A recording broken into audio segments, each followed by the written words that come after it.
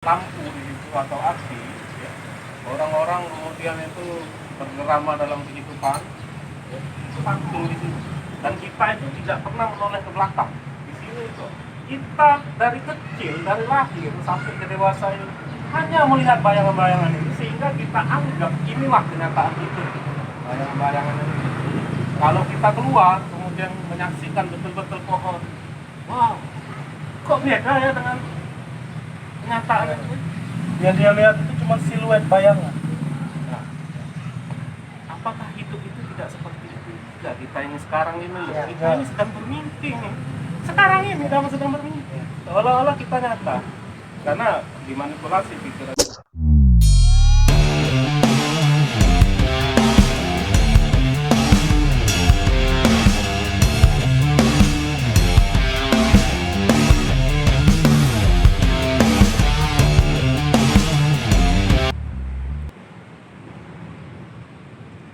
Oke. Mana? Pertanyaan itu gimana? Pertanyaan itu sebetulnya sudah mengandung di dalamnya itu jawaban. Pertanyaan-pertanyaan. Kamu mengerti? Masih mencerna. Saya juga. Kita punya persoalan, Ah, ya, ya. ya. Persoalanmu, persoalan Anton, persoalanku. Oke. Persoalan itu kan pertanyaan. Ah. Kita tentang sesuatu hal. Ya. Bagaimana memecahkan, ya kan? Ya. Nah, di dalam pertanyaan kita itu sebetulnya sudah ada jawabannya. Asal kita bisa nggak nih merumuskan pertanyaan ini dengan benar, dengan tepat. Merumuskan pertanyaan dengan tepat. Merumuskan pertanyaan dengan tepat sehingga Pertanyaan itu yang menuntun kita menuntun kita kepada jawaban. menyimpulkan. Artinya kalau kita tidak pernah menemukan jawaban, kita salah merumuskan pertanyaan. Salah merumuskan pertanyaan. Itu persoalan filsafat dari dulu kala. Kenapa kemudian Heidegger ngomong, kenapa yang ada itu ada? Nah, gimana menjawabnya? Mana yang ada itu ada? Itu salah pertanyaan Heidegger itu. Iya kan? Coba dia rumuskan dengan pertanyaan yang lain. Jadi persoalan untuk menemukan jawaban itu adalah kecerdasan kita untuk mempertanyakan. Nah, mempertanyakan ini kemudian menyingkirkan Yun. Misalnya aku bertanya tentang dirinya, siapa Hayun? Hayun itu adalah anaknya siapa? Bapak ibumu ya. Ya. Ini tidak penting disingkirkan. Siapa Hayun itu? Hayun itu seorang selancar. Ini juga bukan hakikat dari Hayun. Siapa Hayun itu? Menjual kopi. Penjual kopi bukan. Kan? Terus sampai ketemu intinya. Nah, Descartes itu yang paling menurutku canggih untuk merumuskan pertanyaan itu. Jadi dia itu memulai dengan meragukan segalanya. Meragukan segala. Meragukan segala. Untuk memulai sebuah rumusan pertanyaan itu. Bukan untuk merumuskan, untuk menemukan Dia jawabannya. menemukan jawaban. Jawaban inti dari persoalan hidup itu apa? Bahkan dia ya, menyaksikan kenyataan dirinya. Menyaksikan kenyataan dirinya. Kehadiran diri. Ap- Menyaksikan kehadiran dirinya. Contoh, kamu ragu. Kita ini apa dasar realitas kita? Bingung kan mempertanyakan Iya. gitu? Berarti cari pertanyaan yang lain yang lebih mengarah ke situ. Nah, Apa yang mengadakan aku? itu juga abstrak. Terus digali, Mas. Sehingga ketemu dengan pertanyaan yang bisa menuntut pada jawaban.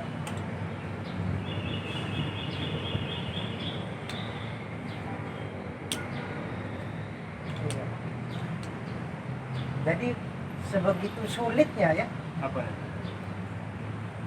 kita mencari jawaban itu karena kita nggak sanggup merumuskan Pertanyaan. pertanyaan. Terus bagaimana para filsuf itu keluar dari situasi ini, merumuskan pertanyaan ini? Terus bertanya atau merubah pertanyaan apa gimana? Dia bertanya dalam rangka untuk menemukan saripatinya. Ya. Ya. Tadi kelapa dari Santan. santan. Jadi dia terus-terus Nah, apa yang tidak mengarah ke santan itu Kesulitan. sampai ketemu itu dari kelapa oleh manusia.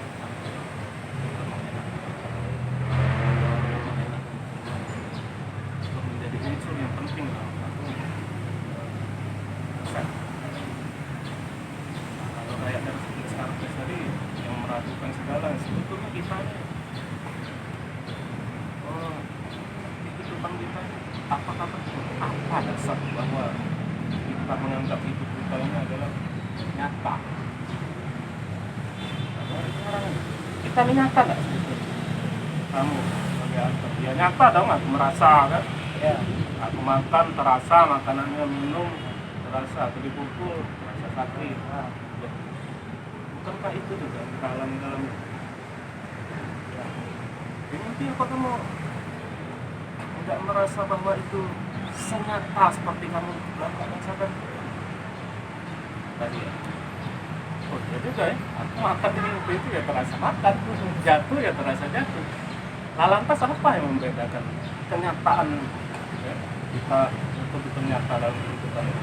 Nyata dalam. Apa jangan-jangan kehidupan kita ini sebetulnya juga mimpi? Nah, itu kan pertanyaan-pertanyaan.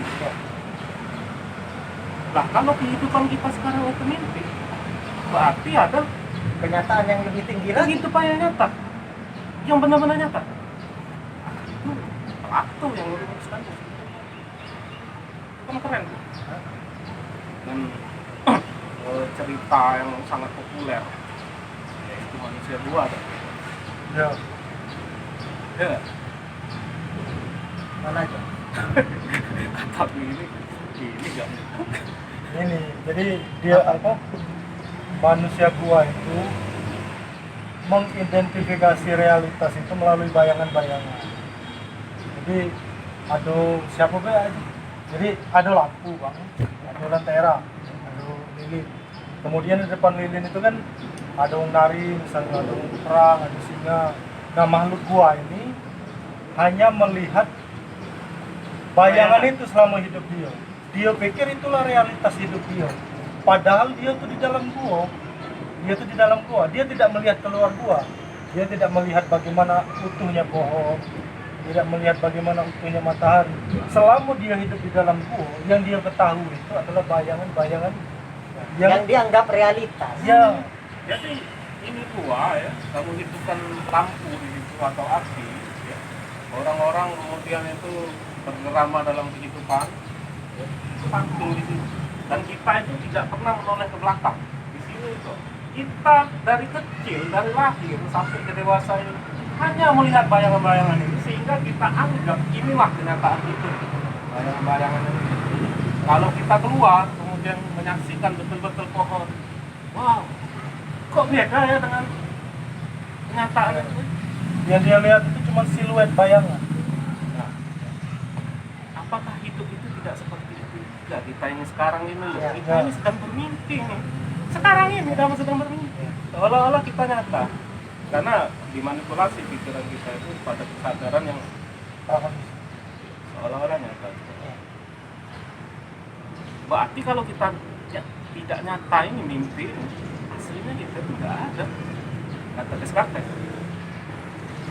Ya, berarti dia kan menyingkir pertanyaannya itu kan merucut sampai pada inti persoalan. Lah, lantas apa manusia itu kalau Kenyataan sekarang ini tidak ada, iya? apa?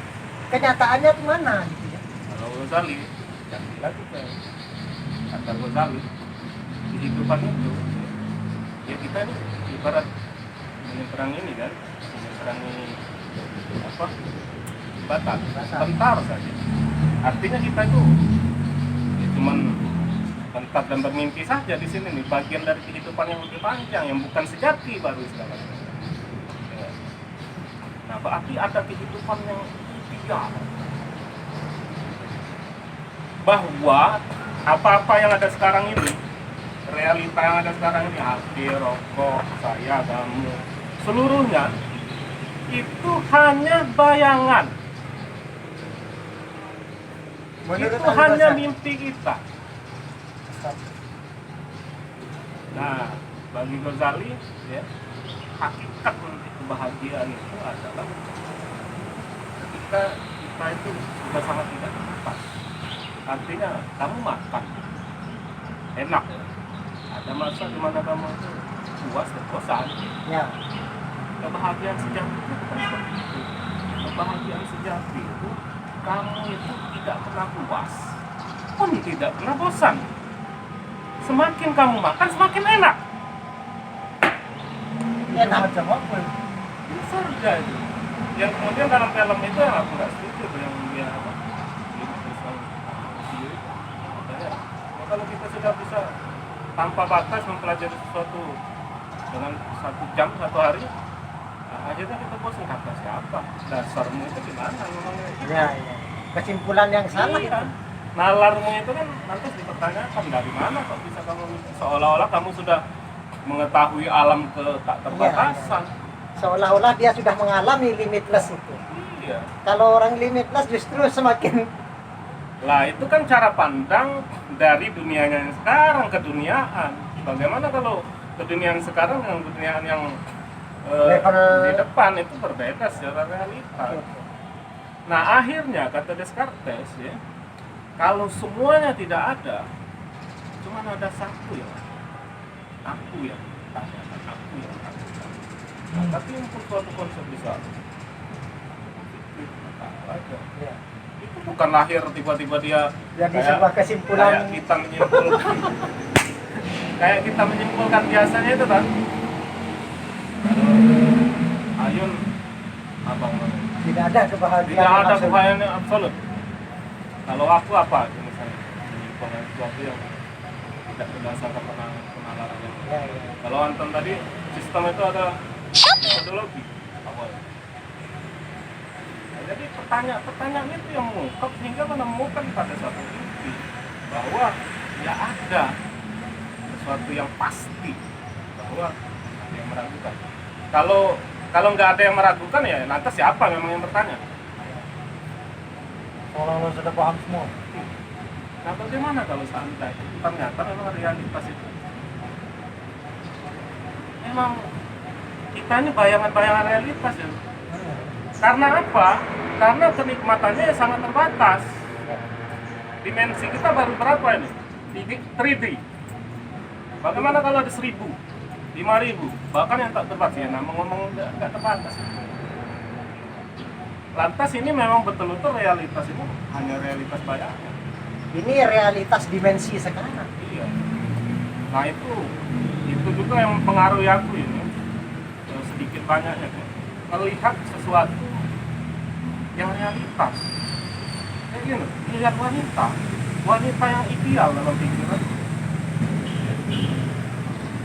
Sekali, bagus sekali, anggun sekali.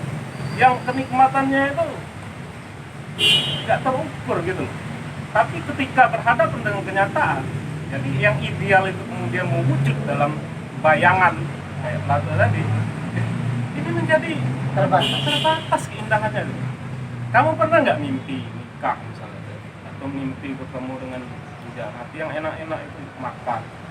Itu kenikmatannya beda dengan kenikmatan ketika kamu makan benar dalam kehidupan nyata. Lipat-lipat. Nah inilah yang dimaksud dengan Plato, bahwa ideal kita itu ya kemudian itu mengejawantahkan ke dalam bentuk-bentuk objek. Betul. Anton yang ideal itu, yang di dalam idea itu Lebih hebat lebih daripada Anton ini. Benar. Nah, makanya itu menjadi sebuah persoalan bahwa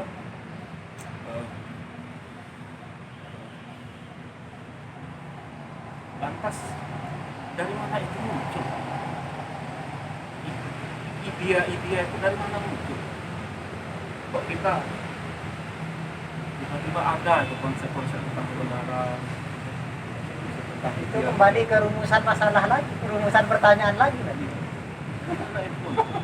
Akhirnya filsafat itu memang Mengambang. jangan untuk menemukan ultimate reality. Selamanya dia akan mengambang terus seperti itu sampai kita menemukan jawaban itu.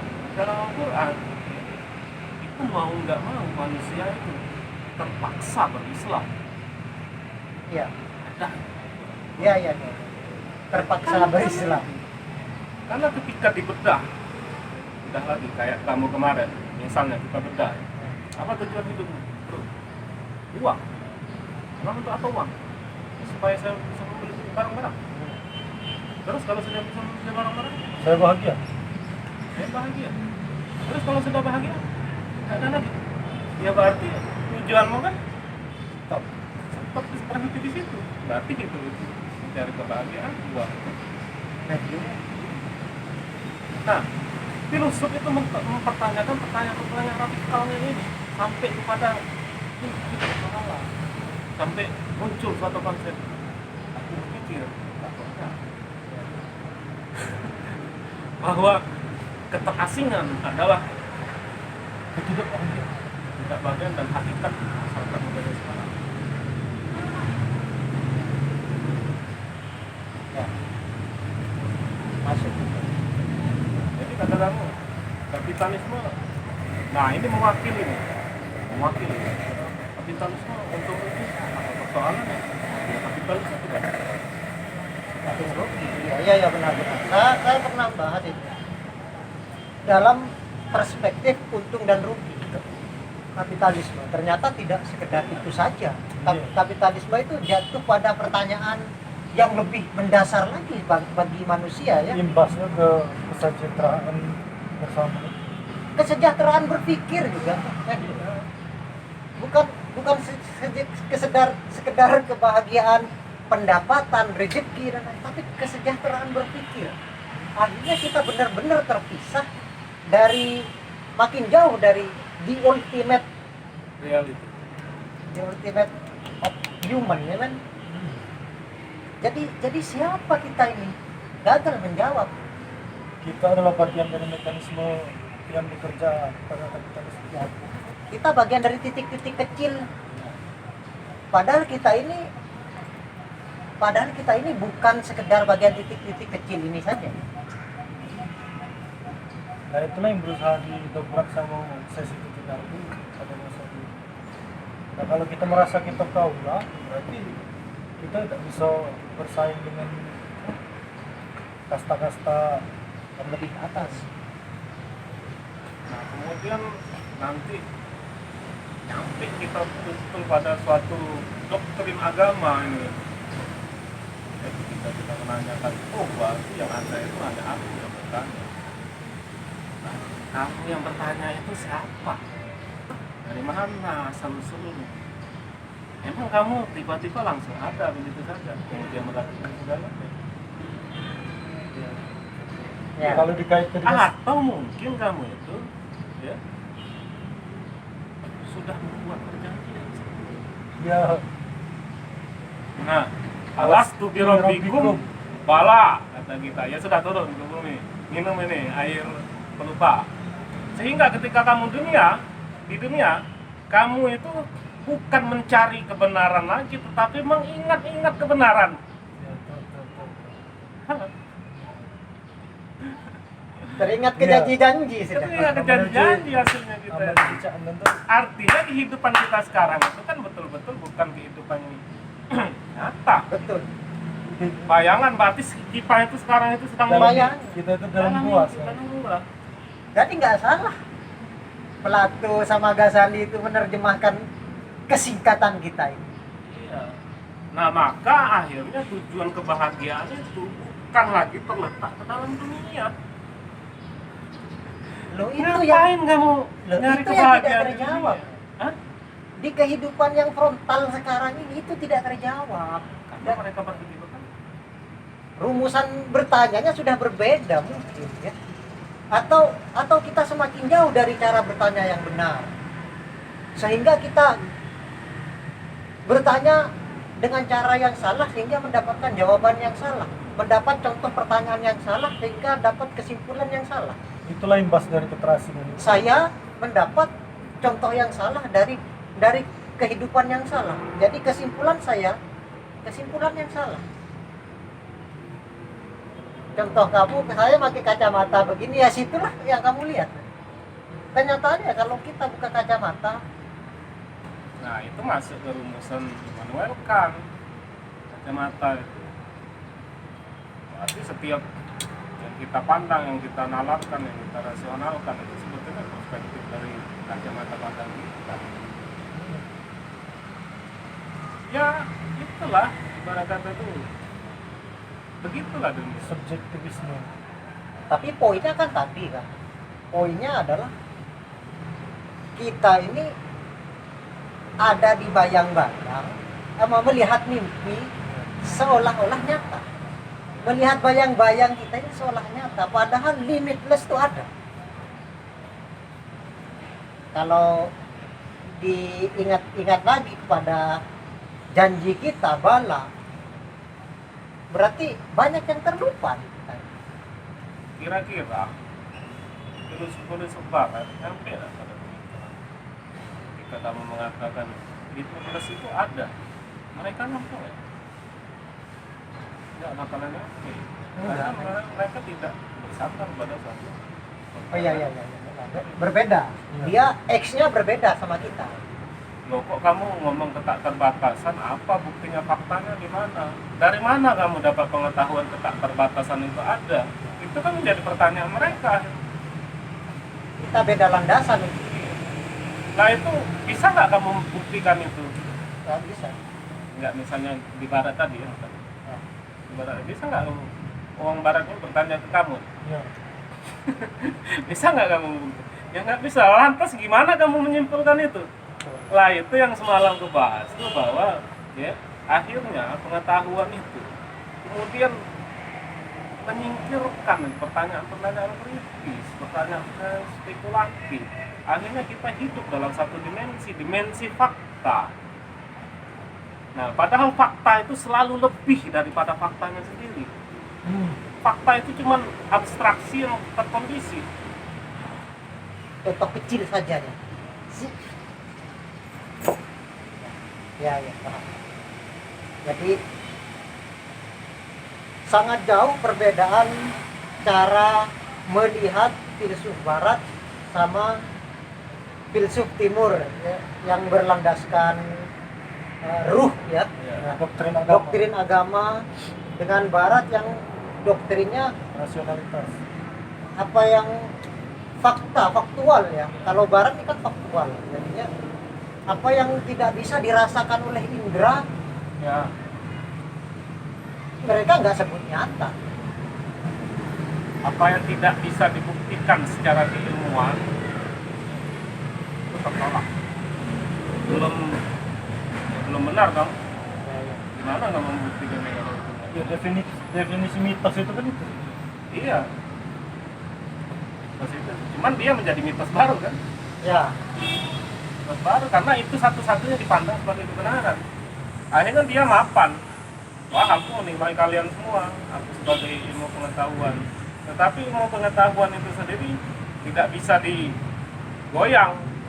Maka Nietzsche masuk untuk mengkritik pengetahuan itu. Jadi dia berfilsafat, mengkritik segala macam kemapanan.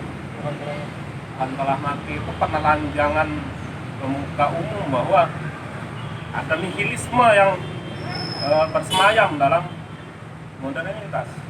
Tidak ada lagi Tuhan bagi kalian. Inti tujuan hidup kalian itu sudah hilang. Kalian sudah menganggap ini yang hanya kebenaran. itu sangat pakem seperti ini sangat kental di barat ya. Dan itu berkebalikan dengan kita. Ya. Lalu berangkat dari doktrin agama. Dan efeknya juga berbeda efeknya. Jadi orang kita bisa percaya. Orang Indonesia itu kalau ditanya, meskipun kamu nggak percaya hantu, pasti punya teman yang percaya hantu gitu lah ya. Yang punya magic kan? Atau setidaknya lah punya meskipun kamu nggak percaya pasti ada temannya. Kalau di barat mungkin berbeda kasusnya dengan hantu-hantu kita ini ya. Mereka itu zombie.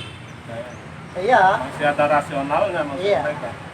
Orang yang betul-betul mati kemudian pakai kimia tertentu hidup lagi Ya. tanpa jiwa. Radiasi.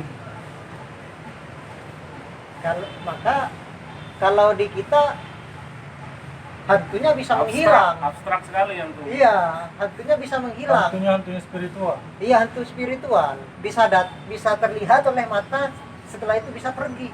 Sekejap mata juga. Kalau di barat tidak, dia harus tengkar, bisa keluar darah juga. Rasional. Karena masyarakatnya berpandangan rasional, hantunya rasional, faktual. Fakta. Ada fisik. Oke. Tapi Descartes ini kan juga lahir di barat, di Prancis ya. Descartes ini kan Iya. di Prancis dia kan. Aku berpikir maka aku ada. Dia bahasa Latinnya yang Begitu. cognito Musuh. ergo sum. Nah, sumbangan-sumbangan pemikiran orang-orang seperti ini, aku pikir tepat kalau jadi bukannya tidak berguna, cuman ya kayak akhirnya menimbulkan keilmuan penting bagi kita, Ya. berguna tetap. Cuman persoalannya ketika sesuatu itu baru, ya, dia cenderung ekstrim. Ya. Ekstrim. Sehingga orang nggak mau kalau yang nggak objektif lah. Soalnya ilmu sudah menemukan. Ya. Cuman waktu nanti yang mengikis ke ekstriman ini. Ya kan? Tempo yang dibutuhkan untuk membuktikan waktu itu jauh lebih panjang. Ya. Akhirnya orang mensintesa. Nah itu teorinya Hegel. Tesis, antitesis, sintesa. Nah, sintesa pengetahuan itu, ilmu pengetahuan itu dari rasionalisme dan empirisme. Dulu tentang-tentangan terus mereka berdua. Rasionalisme yang enggak, kebenaran itu ada dalam kebenaran itu ada dalam objek empiris. Akhirnya satu sama lainnya menyadari kekurangannya masing-masing. Setelah menyadari kekurangan masing-masing, bersatulah mereka menjadi sintesa. Nah, sintesa ini yang kemudian melahirkan ilmu pengetahuan. Sampai kita bisa menikmati sekarang. Itu hasil ilmu pengetahuan. Ini kita belajar di sekolah, ya, cuman nggak pernah paham dengan ini pengetahuan ini. Karena kita sudah menanggalkan, ya, Aspek penting dalam berpikir. ya, ontologi ilmu itu sudah kita tanggalkan, epistemologinya sudah kita tanggalkan, aksiologinya sudah kita tanggalkan. Akhirnya nggak ngerti mau ngapain yang belajar ini. Akhirnya karena saking tidak mengerti, alhamdulillah saya belajar, yang penting nanti dapat ijazah. Tadi kembali ke orang-orang seperti saya, men. Kita itu hanya tahu santan, tapi nggak tahu kelapa. Padahal santan itu berasal dari kelapa. Kalau perdalam lagi dari serabut-serabut. Di mana serabut di atas sana dari Pohon. batang pohon. Dari tadi. Kita itu hanya belajar pada titik terakhir. Karena dikupas-kupas tadi itu terlalu banyak dikupasnya, hilang nilainya. Itulah bangsa yang ahistoris. Ya. Kita itu ahistoris, tidak menyejarah, tidak menyejarah. Ya, ya. Termasuk terhadap ilmu pengetahuan. Akhirnya kita ya terasing sendiri karena kita nggak tahu diri kita sendiri lagi, ya nggak ya? Nah, inti keterasingan itu apa sih? Ya terpisah. Ini terpisah dari diri kita, itu bukan aku. Nah, yang itu aku adalah kudus. Ya kan? Ya. Kudus. Barang siapa mengenal dirinya, Man arafa rabbahu, man arafa nafsahu, faqad arafa rabbahu. Jadi filsafat ini menjelaskan titik dasar kita untuk melangkah pada tahap-tahap selanjutnya dalam hidup ya, terutama dalam kerangka berpikir ya. Tapi kenapa ini? Kamu tahu nggak? Kita dilarang berfilsafat gitu. Tahu? Oh, Ghazali. Kesesatan filsafat. Ya, ya. karena dia berangkat dari doktrin agama. Maksudnya itu dia apa, mendahulukan atau mengutamakan doktrin agama dulu. Baru kemudian Karena yang paling terkenal kitab Al-Ghazali Tahafut itu. Tahafut ya. Sebelum kitab terakhir yang kita pelajari itu kan ketika Al-Ghazali muda kan, cerdiknya dia ketika membela pandangan ulama yang sudah semakin kalah oleh rasionalisme, iya kan?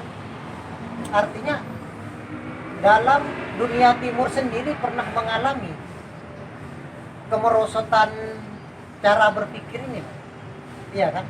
Artinya sangat tenggelam ke dalam filsafat pendahulunya, yaitu filsafat Yunani ini, ya kan? Sebelum diterjemahkan oleh Imam Al-Ghazali.